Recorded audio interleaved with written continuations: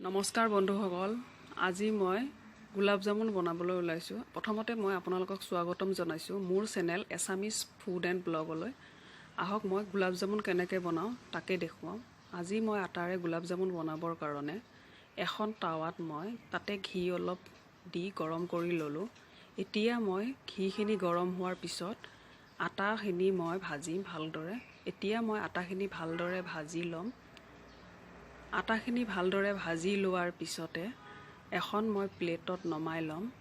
প্লেটত নমাই লোৱাৰ পিছত মই অলপ কুহুমীয়া হ'বলৈ দিম। কুহুমীয়া ঠাণ্ডা হোৱাৰ পিছতে মই এবাটি গাখীৰ লৈ মই আটাখিনি ভালদৰে মঠি ল'ম, ঠিক এনেদৰে। এতিয়া মই আটাখিনি মঠি লোৱাৰ পিছত এটা চচপেনত মই দুবাটি পানী দিম আৰু একাপ চেনি দি মই গোলাপ জামুনৰ কাৰণে চেনি পানীখিনি মই গৰম দিম। তাৰ পিছতে মই মঠি থোৱা আটাখিনিৰে সৰু সৰু মই এতিয়া লাডু বনাম। আপোনালোকে লাড়ুকেইটা নিজৰ হিচাপত বনাই ল'ব। এতিয়া মই ঠিক এনেধৰণে মই গোটেইখিনি লাড়ু বনাই ল'ম।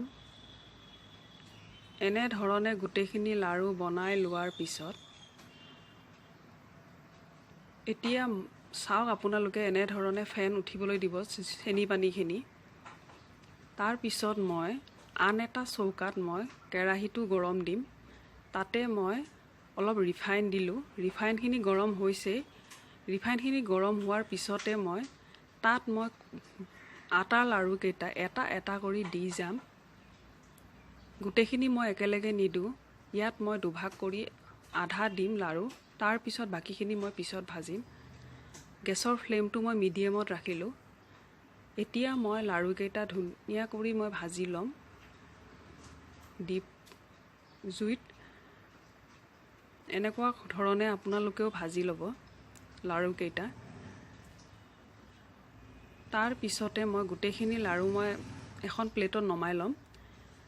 তাৰ পিছতে মই যিখিনি চেনি পানী মই গৰম দিছিলোঁ, সেই চেনি পানীখিনিত মই লাড়ুকেইটা এটা এটা কৰি দি যাম। এটা কথা মনত ৰাখিব, লাড়ুকেইটা দিয়া সময়ত আপোনালোকে গেছৰ ফ্লেমটো একদম কম কৰি ল'ব, তাৰ পিছতহে দিব।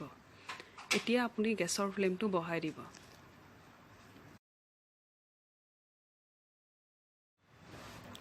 এতিয়া ভালদৰে উতলিবলৈ দিব।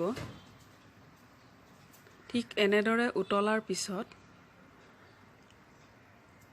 আপুনি এখন চামুচেৰে লাড়ুকেইটা অলপ লৰাই দিব।